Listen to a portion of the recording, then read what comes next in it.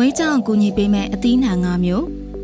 ဝေးကြခြင်းတဲ့သူတိုင်းအသားလျှော့ထမင်းလျှော့အသီးရွက်များများစားပေးရမယ်ဆိုတဲ့စကားလေးကိုကြားပူးကြမှာပါဒါကတော့မှန်သေးသလားမှန်ပါတယ်အသီးရွက်တွေထဲမှာအခုပြောပြမယ့်အသီးနှံတွေကအစီလောင်ကျွမ်းခြင်းကိုမြန်စေပြီးတော့ကယ်လိုရီလောင်ကျွမ်းခြင်းကိုအားပေးလို့ဝေးကြခြင်းတဲ့သူတိုင်းစားပေးတဲ့အသီးနှံတွေပါဝေးကြစေမယ့်အသီးနှံ၅မျိုးကတော့နံပါတ်1 berry သီးတွေ blueberry raspberry strawberry blackberry ဘလို့အမျိုးအစားပဲဖြစ်ဖြစ် berry သီးတွေမှာအာဟာရဓာတ်တွေအမြင့်ဓာတ်တွေပြည့်ဝပြီးတော့ငပြောသီးသီးရသီးတို့ထက်ဆိုင်ကယ်လိုရီနည်းပါပါတယ် berry သီးတစ်ခွက်မှာပါတဲ့အမြင့်ဓာတ်ကလည်း8 gram အောင်ရှိတာဆိုတော့အမျိုးသမီးတစ်ယောက်တစ်နေ့လိုအပ်တဲ့အမြင့်ဓာတ်ရဲ့3ပုံတစ်ပုံရှိပြီးတော့အမျိုးသားတစ်ယောက်တစ်နေ့လိုအပ်တဲ့အမြင့်ဓာတ်ရဲ့20 ရာခိုင်နှုန်းရှိပါတယ်ဒါအပြင်ဓာတ်တိုးဆန်းကျင်တဲ့အာနိသင်ရလည်းကျဲဝါတာကြောင့်သီးအစာအဖြစ်စားပေးတဲ့ကယ်လိုရီနည်းတဲ့အသီးတွေပါနံပါတ်2ဖရဲသီးရေဓာတ်62 ရာခိုင်နှုန်းလောက်ပါဝင်တဲ့ဖရဲသီးကကိုယ်လေးချိန်ကိုဓာတ်ရိုက်ကျဆင်းစီမှာမဟုတ်ပဲကယ်လိုရီလောင်ကျွမ်းတဲ့နေရာမှာအရေးပါတဲ့ရေဓာတ်ကိုဖြည့်တင်ပေးမှာပါ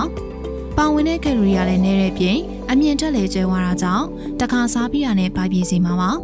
ကိုယ်လေးချိန်ကျချင်တဲ့သူတိုင်းစောင့်ထားတဲ့အသီးတစ်ခုနော်နံပါတ်3ပဲမျိုးမျိုးပရိုတင်းပမာဏများများနဲ့တန်ဓာတ်အများကြီးပါဝင်တဲ့ပဲမျိုးမျိုးက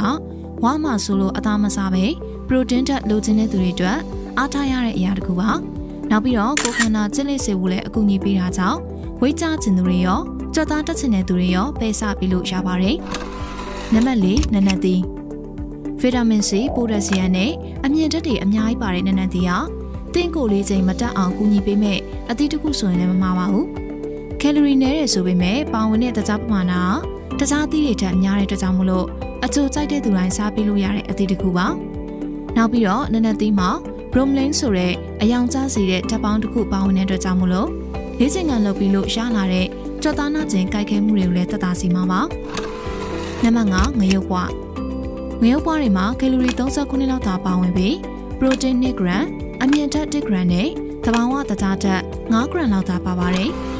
ဒီသီး5မျိုးကတော့ဝိတ်ကျခြင်းတဲ့သူတိုင်းမဖြစ်မနေစားပေးတဲ့အသီးတွေပဲဖြစ်ပါတယ်ကိုကလည်းဝိတ်ကျခြင်းနေတဲ့အသားမစားခြင်းဆိုရင်တော့ဒီသီးလေးကိုရွေးပြီးတော့စားလို့ရပါတယ်နော်